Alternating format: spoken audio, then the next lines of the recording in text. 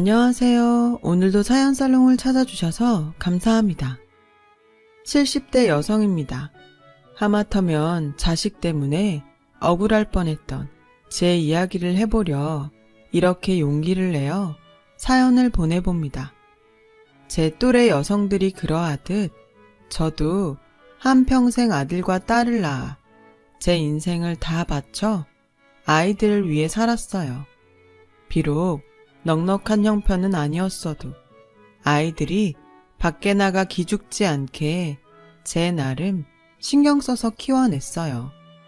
그땐 그것이 저희 기쁨이자 보람인지라 힘은 들어도 마음은 행복했어요.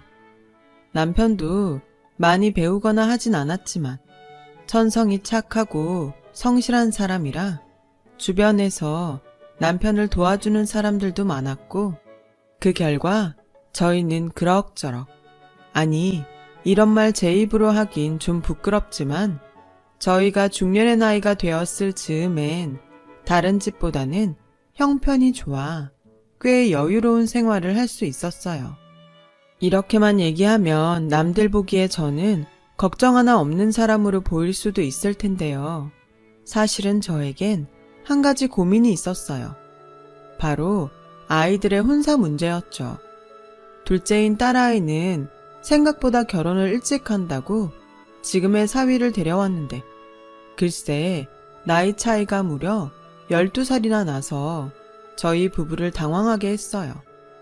그때 당시 딸아이 나이가 26살밖에는 되지 않았는데 사위는 곧 40이라니 선뜻 허락을 하기가 힘이 들었죠. 그래도 뭐 둘이 좋다는데 아무리 부모라고 어쩌겠어요. 그래서 결국 딸아이의 결혼을 허락했는데 이번엔 첫째인 아들이 나이가 40이 다 되어 가는데도 결혼할 기미가 보이지 않았어요. 그때까지 아들은 독립할 생각도 안 하고 연애한다는 말조차 없어서 저의 애간장을 태웠죠. 한 놈은 너무 빨리 간다고 하더니 또 한 놈은 나이가 다 찼는데도 갈 생각을 안 하니 참 자식 일은 제 마음처럼 되지 않는다는 것을 새삼 깨달았어요. 그리고 아들이 40을 넘겨 이젠 진짜 포기를 해야겠다고 생각하자 아들은 드디어 결혼을 하겠다고 지금의 며느라이를 집으로 데려왔어요. 인사 온 며느리는 딱히 뭐가 두드러지진 않았지만 어디 모난 구석은 없어 보이는 평범한 집안의 평범한 여자였습니다. 저와 남편은 그저 나이 많은 우리 아들과 결혼해주는 것만으로도 고마워서 무조건 결혼을 찬성했고 곧이어 아들은 제가 그토록 바라던 자기 가정을 꾸렸어요. 자식들 혼사를 다 끝내놓으니 그제야 비로소 부부만의 시간을 갖게 되었어요. 참 긴 시간 동안 앞만 보고 달려온 듯한 기분에 저와 남편은 서로에게 수고했다고 앞으로는 조용히 부부가 소박하게 살자고 약속하며 서로의 주름진 손을 어루만졌어요. 하지만 세상은 참 야속하게도 그 후로부터 3개월이 좀 못 돼 남편이 허망하게 하늘나라로 가게 되었어요. 지금도 뚜렷하게 기억이 나네요. 그날은 남편이 웬일로 늦잠을 다 자나 싶었었는데 뒤늦게 남편이 숨을 쉬지 않는 걸 알았고 그 길로 119를 불러 급하게 병원에 갔지만 남편은 영영 돌아오지 못할 곳으로 가버린 뒤였어요. 사망 원인은 급성 뇌출혈이었죠. 왜 하필 지금인가? 손과 발에 힘이 풀려 그 자리에 주저앉았어요. 그렇게 차가운 병원 바닥에 냉기를 느끼며 갑작스럽게 찾아온 이별을 감당해야 했고 남편의 장례가 끝난 그날 아들과 딸 내외는 모두 일상으로 돌아갔어요. 텅텅 비어버린 집에 홀로 남은 저는 그제야 혼자가 되었음을 실감했고 그저 귓가에는 이제 우리도 쉬엄쉬엄 여행이나 다니면서 남은 시간 유유자적하게 보냅시다 라고 말하던 남편의 다정한 얼굴과 목소리만 맴돌았어요. 그때였어요. 문득 혼자 남은 이 집이 이렇게 넓었나 하는 생각이 들대요. 동시에 금방이라도 남편이 문을 열고 나왔어 하며 저에게 말을 걸어올 것 같았어요. 불과 일주일 전만 해도 이런 일이 있을 거라고 상상조차 하지 못했기에 저는 그야말로 속수무책으로 매 순간 무너져 내렸어요. 하지만 이런 제 마음도 행여 자식들한테 부담이 될까? 수백 번 엄마 한동안 니네랑 같이 지내면 안 되겠니? 라는 말이 목구멍까지 올라왔음에도 애써 참았고 속마음은 아니면서 괜찮은 척 연기를 했어요. 특히 딸아이는 고맙게도 매일 아침 저에게 괜찮은지 전화를 걸어왔지만 혹시 사위가 신경 쓸까봐 더욱 더 억지 웃음을 지으며 전화를 받았어요. 엄마 괜찮아. 그러니까 이제 전화 안 해도 돼. 간 사람은 간 사람이고 남은 사람은 남은 사람대로 살아야지. 엄마 요즘 밖에 나가 친구들이랑 문화센터도 다니고 뜨개방에서 뜨개질도 하면서 네 아빠 생각 안 하고 살아. 그러니까 너도 이제 엄마 걱정하지 말고 네 식구 챙겨. 엄만 너랑 오빠만 잘 살면 아무 걱정이 없다. 물론 거짓말이었어요. 문화센터라는 곳이 있는 건 알지만 한 번도 가본 적 없었고 뜨개방은 가끔 겨울철 남편 목도리나 카디건을 짜줄 때 들리던 것이 다였거든요. 그래도 딸에게 말했듯 간 사람은 간 사람이고 남은 저는 또 제 삶을 살아야 하는 건 맞기에 매일 내키지 않아도 밖에 나가 산책도 하고 시장도 돌며 남편이 없는 세상에서 살아보고자 애를 썼어요. 하지만 그렇게 애를 쓰면 쓸수록 더욱 남편의 빈자리는 크게 느껴지더라고요. 아무리 발버둥을 쳐도 제 마음은 조금도 나아질 기미가 보이지 않았어요. 그러던 어느 날이었어요. 정말 생각도 하지 않았던, 그래서 아무런 기대도 하지 않았던 아들과 며느리가 저에게 손을 내밀어 주었어요. 엄마, 우리 왔어요. 이 사람이 엄마 좋아하는 꽃게탕 끓인다고 시장에 가자는데 엄마 같이 갈래요? 가서 우리 주전부리도 좀 하고 엄마 사고 싶은 거 있으면 제가 사드릴게요. 저는 내심 참 반가웠어요. 사실 딸아이가 그렇게 마음을 써주었지만 함께 오래 살아서인지 이상하게 아들에게 좀 의지하고 싶다는 생각을 저도 모르게 하고 있었거든요. 하지만 이제 겨우 가정을 꾸리고 사는 아들 내외에게 짐이 되고 싶지 않았죠. 그래서 아무런 말도 하지 않았는데 이렇게 혼자 남은 엄마를 챙긴다고 평소 안 하던 아들 노릇을 해주니 그저 고맙기만 했어요.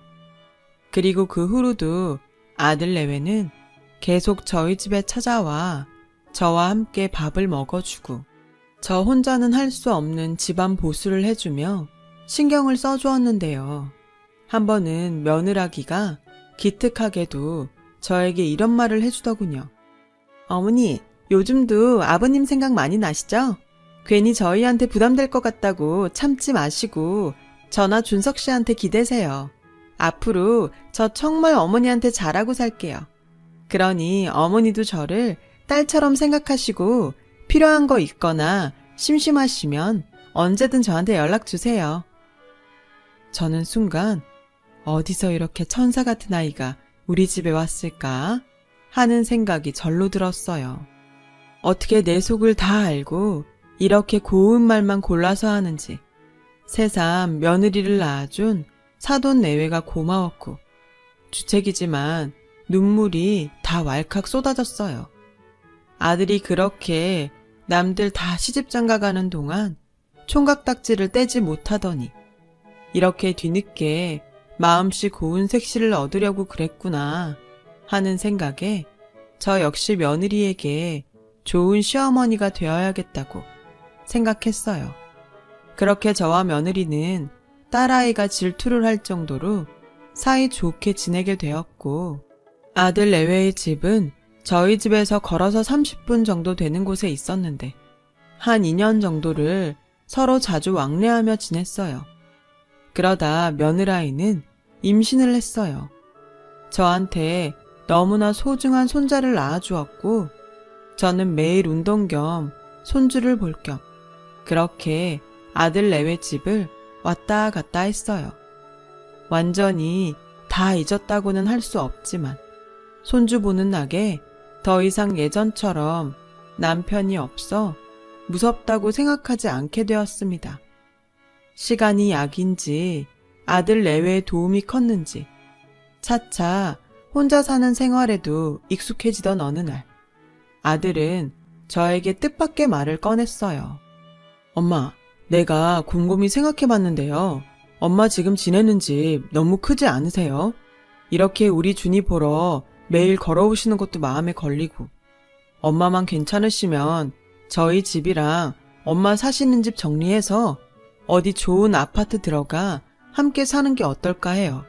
마침 적당한 곳이 매물로 나왔기도 했고 집사람한테도 먼저 물어봤는데 엄마만 좋다면 자긴 너무 좋다고 은근 기대하는 눈치예요. 솔직히 고민이 됐어요. 아들 내외랑 함께 사는 것은 반가운 일이지만 남편과 함께 산 정든 집을 정리하는 건 한 번도 생각하지 않은 일이었으니까요. 그래도 손주와 함께 살 수 있다니 저는 너무 고민이 되었는데요. 그럴 때마다 아들 내외는 더욱 적극적으로 저와 함께 살자고 설득해왔어요. 어머니, 제가 앞으로 함께 살면서 어머니 더 많이 챙겨드릴게요. 사실 드시는 것도 일일이 챙길 수 없어서 그동안 제가 마음이 좀 그랬거든요. 어머님은 그저 이제부터는 편하게만 지내세요. 집안일이든 뭐든 제가 다 알아서 할게요. 그래요, 엄마. 엄마 이제 병원 가실 일도 많아지실 텐데 따로 살면 내가 불안해요. 아버지처럼 그렇게 허망하게 보내는 일은 다시 하고 싶지 않으니 제발 우리랑 같이 살아요. 네? 저는 아들 내외의 말에 그냥 넘어가기로 했어요. 아마 남편도 제 결정에 잘했다고 이야기해 줄 것 같았고 무엇보다 다시 가족들과 함께 지낼 수 있다고 생각하니 남은 시간 저에게 큰 위안이 될 것 같았거든요. 제 결정이 떨어지자 아들은 마치 기다렸다는 듯 제가 살던 집을 처분했고 동네 이름도 아파트 이름도 낯선 곳에 아들 식구와 저는 이사를 오게 되었어요. 40층이라고 하더니 거실 창문으로 밖을 내다보는데 어찌나 아찔하던지 그럴 리는 없는데도 행여 뚝 하고 떨어질까봐 저는 두 다리가 후들거렸어요. 하지만 저만 빼고 아들 식구들은 뭐가 그렇게 좋은지 아무것도 모르는 손주 녀석까지 방글방글 웃는데 아이들이 좋아하니 제 마음이 다 흐뭇했어요. 그리고 비록 저는 작은 방에서 지냈지만 방에 누워 있어도 사람 소리 나는 것이 참 좋았어요. 하지만 역시나 세상 사는 사람 마음대로 되지 않는다고 이사 후 한 달이 되지 않아 무언가 슬슬 제 생각과 다르게 흘러가기 시작했어요. 엄마, 우리 주말에 준이 주사 맞히러 병원에 가야 하거든요. 근데 친구가 가족 동반으로 밥이나 먹자고 해서 저녁 먹고 들어올게요. 그래? 알았다.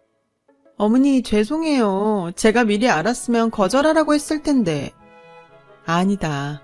나 신경 쓰지 말고 재밌게 놀다 와. 그리고 그날은 내가 집안일도 해놓을 테니 준이 애미도 오랜만에 미용실도 좀 가고 그래라. 정말요? 어머니 너무 감사합니다. 저는 처음엔 조금은 서운했지만 아들 식구들에게도 각자 생활이 있으니 존중해야 한다고 생각했어요.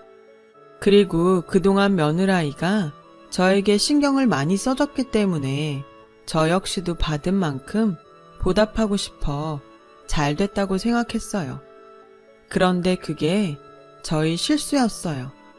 아들 내외는 그날을 계기로 자주 자기들끼리만 외출을 했고, 심지어 집들이를 한다며 저에게 하루만 딸네 집에 다녀오면 안 되겠냐고 했어요. 나는 그냥 내 방에 조용히 있으면 안 되겠니?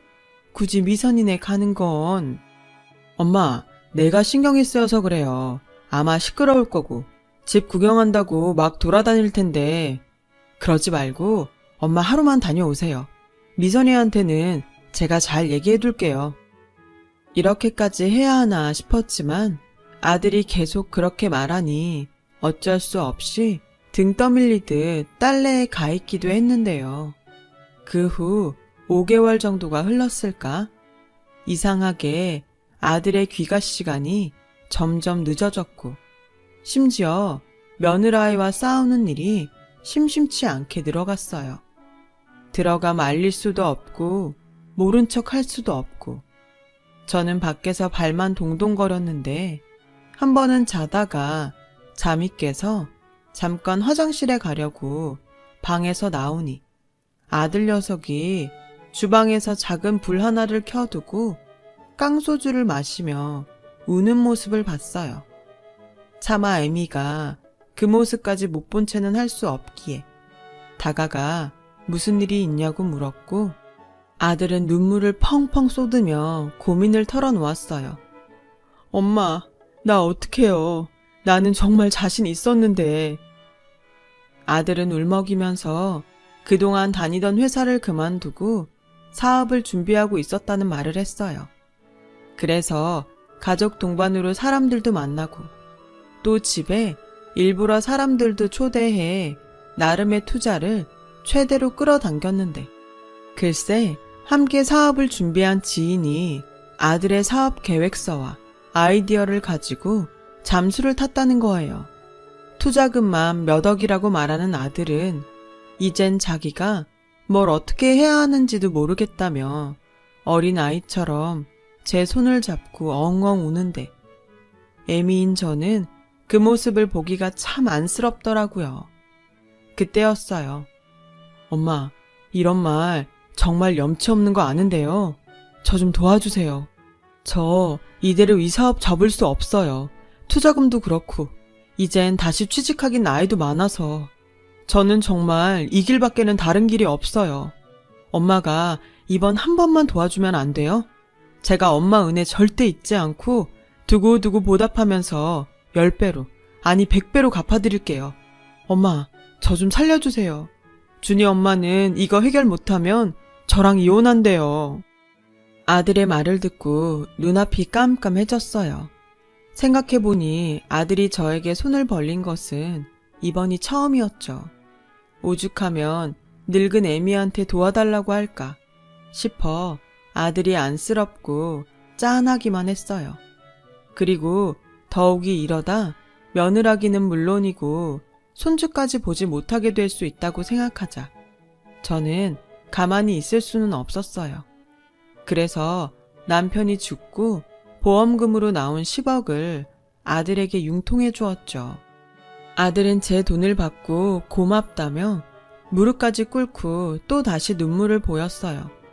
저는 우는 아들에게 원래 세상을 살면 이렇게 고비도 한 번씩 넘고 해야 사람이 단단해지고 그러는 거야 라며 아들을 다독였는데요.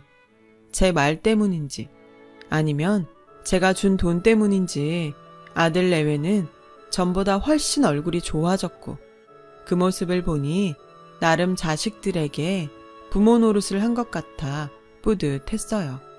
하지만 그것도 잠시. 그렇게 고맙다며 저에게 잘하겠다고 약속을 하던 아들 내외는 점점 저를 대하는 태도가 변하기 시작하더라고요. 그 시작은 아주 사소한 것부터였어요. 저는 평소 아침잠이 많아 아침을 좀 늦게 먹었어요. 그동안은 며느라기가 고맙게도 실은 내색 한 번 없이 제 밥을 따로 차려주었는데, 그날도 별 대수롭지 않게 일어나 식탁에 앉으니 어쩐지 며느라이의 표정이 일그러졌어요. 그리고 제 앞에 반찬이 든 접시를 탁 탁 내려놓는데 저는 너무 당황해 어안이 벙벙 했는데요. 그런 저에게 며느라이는 수저를 내려놓으며 이렇게 말했어요. 어머니, 제가 다른 건 모르겠는데 아침상을 매일 2번씩 차리는 건 너무 힘들어요. 어머님이 저희 식구 아침 시간에 맞추시던지 아니면 어머님이 아침을 그냥 거르시고 점심을 많이 드시면 어떨까요? 뭐? 저도 좀 이해해 주세요. 알았다. 그동안 힘들었으면 말을 하지. 앞으로 내 밥은 내가 알아서 하마. 에이, 어머니가 또 그렇게 말씀하시면 제가 나쁜 며느리 같잖아요. 그러지 마시고 내일부턴 좀 일찍 일어나세요. 원래 노인분들은 아침잠이 없다고 하던데 우리 어머니는 희한하셔. 분명 가깝게 지냈던 사이는 맞지만 갑자기 선을 훌쩍 넘는 며느라이의 태도에 저는 마음이 좋지 않았어요. 하지만 여태 힘든 걸 참고 다 했다는데 뭐라고 할 수는 없어 아들 내외의 아침 식사 시간에 맞추기로 했어요. 하지만 어쩐지 달라진 며느라이의 태도는 그 일뿐만이 아니었습니다. 빨래면 빨래, 쓰레기면 쓰레기. 전에는 한 번도 말하지 않았던 것들을 저에게 지적하며 뭐라고 했고 저는 점점 며느라이의 눈치를 살피는 신세가 되어버렸어요. 저는 이건 아닌데 하는 생각에 처음엔 아들에게 말을 해볼까 생각도 했지만 사업 때문인지 아들 녀석은 외박하는 일이 잦았고 좀처럼 말을 붙여볼 기회를 찾지 못했어요. 그때 저는 종종 베갯닛을 눈물로 적셨어요. 숨 넘어가는 거 살려놨더니 이젠 제가 필요 없다는 것 같아서 서운한 마음이 들었거든요. 그러다 웬일인지 일찍 퇴근한 아들이 저에게 외식을 하자고 권했고 저는 이번 기회로 아이들과 좀 풀어보고자 생각을 했는데 아들은 또 저에게 뜻밖의 말을 꺼냈어요. 엄마, 내가 아는 지인 어머님이 지금 요양원에 계신데 거기가 실버타운처럼 엄청 좋대요. 엄마 솔직히 여기서 외롭고 심심하잖아요. 준이 엄마도 이젠 시집살이 그만하고 편하게 살아야 할 때도 된 것 같고 거기 가면 엄마 또래 친구분들 많아서 엄마도 좋을 것 같은데 엄마, 요양원에 가신 건 어떠세요? 아들의 요양원 소리에 저는 심장이 쿵 하고 내려앉는 듯 했어요. 그리고 저도 사람인지라 아무리 부모 자식 사이여도 이젠 저한테 뽑아먹을 것이 없어서 나를 요양원에 보내나 싶은 마음이 들어 그날은 꾹꾹 참았던 화를 참지 않았어요. 처음부터 내가 같이 살자고 했니? 힘들 때는 도와달라고 하고 살려달라고 애걸복걸 하더니 왜 이제 네 늙고 가진 것 없는 애미가 필요가 없어? 난 절대 요양원 같은 데는 안 간다. 정 나랑 살기 싫으면 지금 사는 아파트 팔아서 내 집 판 돈 다시 내놔. 저는 손이 달달 떨렸지만 말은 그렇지 않은 듯 강력하게 했어요. 그러자 아들 내외는 물러날 기색은커녕 아주 작정을 한 듯 손주 녀석 교육이 어쩌고 하면서 저를 요양원에 보내려 하더라고요. 요즘 애들은 유치원부터 교육에 신경을 써야 하는데 어머님이 계시면 준이가 제 말을 안 듣잖아요. 워낙 어머님이 오냐오냐만 하시니까. 그래서 서운하게 들리시겠지만 환경을 좀 바꿔볼 필요가 있어요. 어머니, 우리 장손 생각해서 어머님이 좀 양보해 주세요. 그렇게 딸처럼 대해달라고 하더니 이제 보니 며느리는 타인도 그런 타인이 없더라고요. 저는 아들 내외의 어떤 말에도 아파트를 팔아서 돈을 주기 전까지는 절대 집을 나가지 않겠다고 버텼어요. 그러자 아들 내외는 한번 해보자는 듯 버티는 저를 마치 없는 사람처럼 행동했는데 그 모습이 참 사람을 여러 번 뒷목을 잡게 하더군요. 한 번은 식사를 하러 나갔더니 보란듯이 제 밥이 없었고 다른 식구들 빨래는 다 해도 제 빨래만 계속 세탁 바구니에 며칠씩 있던 날도 있었어요. 그리고 언제부터인가 배달 음식을 시켜도 더 이상 저를 부르지 않더군요. 참 서럽고 또 서러워서 이래서 자식들한테 있는 돈 다 주면 안 된다고 했나 보다 라는 생각이 절로 들었어요. 그리고 작은 방에 고립되어 이대로는 못 살겠다 싶은 생각이 들었죠. 그 순간 딸아이 생각이 간절했는데 제가 혼자 지낼 땐 그래도 매일 전화하던 딸아이는 제가 아들 집에 입구부터는 새언니 눈치를 보는지 연락해 오는 일이 드물었어요. 그렇다고 제가 먼저 전화해 하소연을 하려니 저도 차마 부모 체면에 말이 떨어지지 않았고 그렇게 몸과 마음이 피폐해져 갔는데 5살 손주 녀석까지 지 부모를 닮아 저를 무시하는 행동에 저는 체면이고 뭐고 딸에게 전화를 걸어 제가 겪은 수모를 모두 이야기했어요. 엄마, 그걸 왜 지금 얘기해? 여태 그런 취급받고 참았던 거야? 너 신경 쓸까봐 그랬어. 근데 지금은 여기 있는 매일매일이 지옥이야. 미선아, 엄마 진짜 요양원 가기 싫어. 이런 말 엄마가 진짜 미안한데 엄마 좀 데리러 올래? 딸아이는 화가 잔뜩 나서는 전화를 끊고 곧장 그 길로 사위를 대동하고 아들의 집에 쳐들어왔어요. 그리고 딸은 고래고래 어떻게 엄마한테 그럴 수 있냐고 큰 소리로 화를 냈는데요. 며느라이는 눈 하나 깜짝하지 않고 제 딸을 무슨 잡상인처럼 대했어요. 계속 이렇게 상스럽게 소란 피우면 경찰 부를 거예요. 정말 격 떨어져서 상종을 못하겠네. 뭐요? 상종? 지금 말 다 했어요? 언니랑 오빠야말로 하는 행동이 상스럽거든요. 엄마 돈 다 어디다 썼어? 결국 지도 엄마 돈 때문에 여기까지 와놓고 어디서 큰 소리야? 왜? 효녀 코스프레 하게? 맞아요. 아가씨도 결국 저희한테 어머니 돈 뜯어가려고 여기 온 거잖아요. 뭐요? 처음부터 엄마 집 팔려고 부추긴 게 누군데 이런 식으로 모실 거면서 왜 같이 살자고 해요? 정말 뻔뻔스러워. 그러는 넌 엄마 모셔는 봤어? 저는 아들, 딸이 싸우는 모습을 보며 내가 인생을 헛살았구나 싶은 마음이 들었어요. 누가 콩가루 집안이라고 손가락질을 해도 변명할 도리가 없었으니까요. 그래서 저는 애미로서 한 번은 나서야 했어요. 그래서 딸에게 막말을 쏟아내던 아들의 뺨을 세게 후려쳤고 눈에 잔뜩 독을 품은 채 이렇게 말했어요. 그래, 네 진심 아주 잘 알았다. 모신다고 어쩌고 하더니 결국 돈이었지? 근데 이건 몰랐을걸? 나 너한테 다 준 거 아니다. 나 건물도 있고 땅도 있어. 이건 몰랐지? 저라고 왜 모르겠어요. TV나 드라마에서 간이고 쓸개고 다 빼주면 결국 자식들이 서로 맞지 않으려고 싸우는 걸 몇 번이나 봤는데 그래서 저도 행여 이런 일이 있을까 해서 제가 가진 것을 모두 오픈하지 않았어요.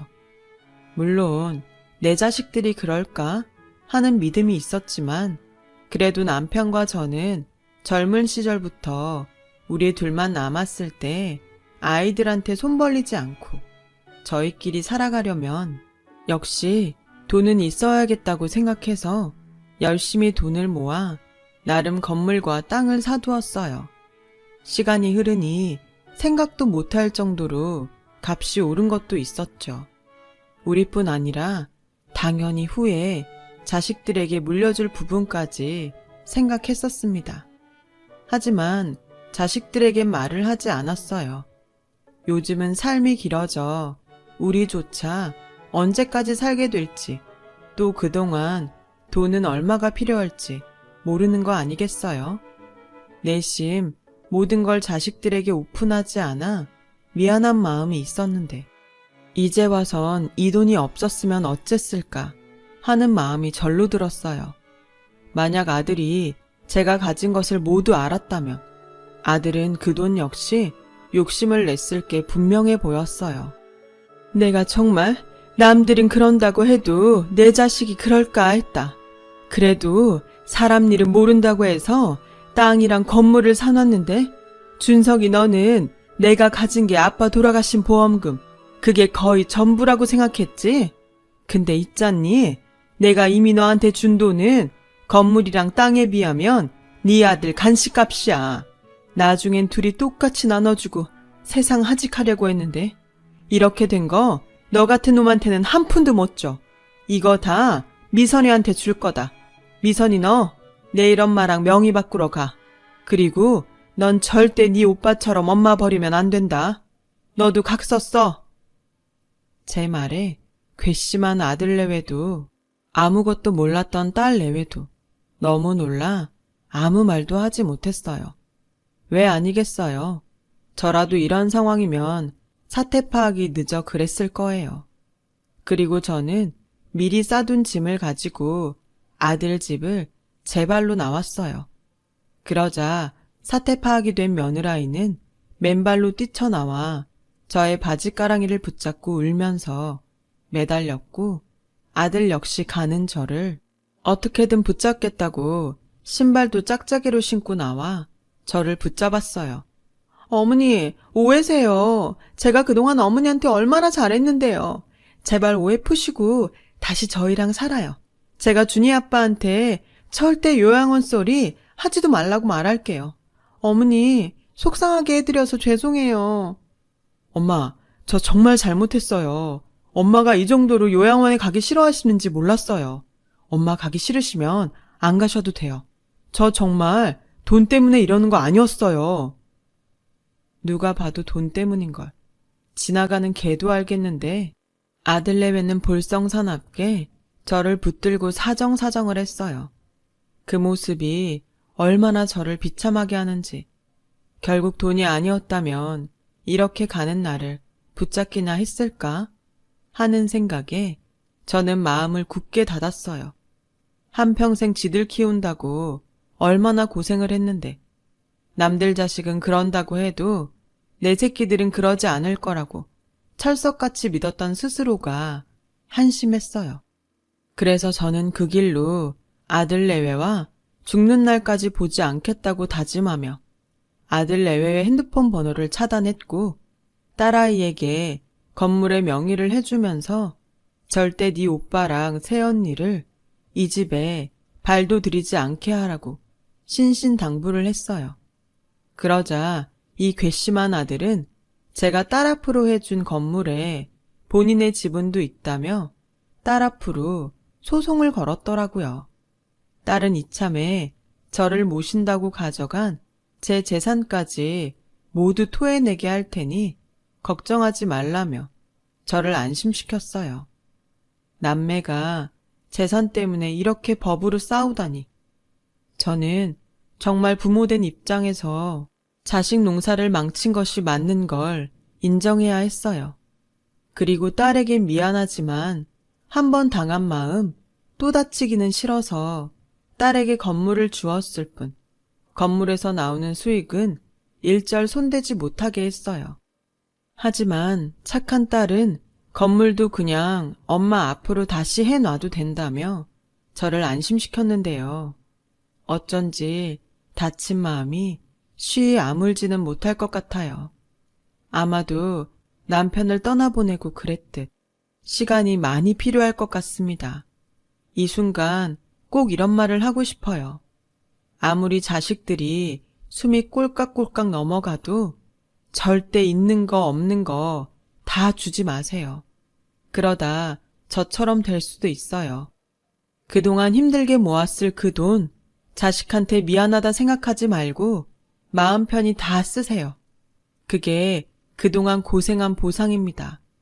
어쩌면 제가 이런 생각을 하는 것이 지금 악에 받쳐서 하는 소리일 수도 있지만 나이를 먹을수록 돈이라는 것이 살면서 두고두고 의지가 되는 건 맞는 것 같아요. 적어도 딴 마음이 있건 없건 자식들은 함부로 하지 못할 겁니다. 저는 실패했지만 돈이 아닌 진짜를 나눌 수 있는 부모와 자식 사이가 되셨으면 좋겠어요. 지금까지 저의 긴 글을 읽어주셔서 고맙습니다. 여러분, 사연 댓글에 응원과 현명한 조언 부탁드려요. 좋아요와 구독은 저에게 큰 힘이 됩니다. 오늘도 좋은 일 가득하세요.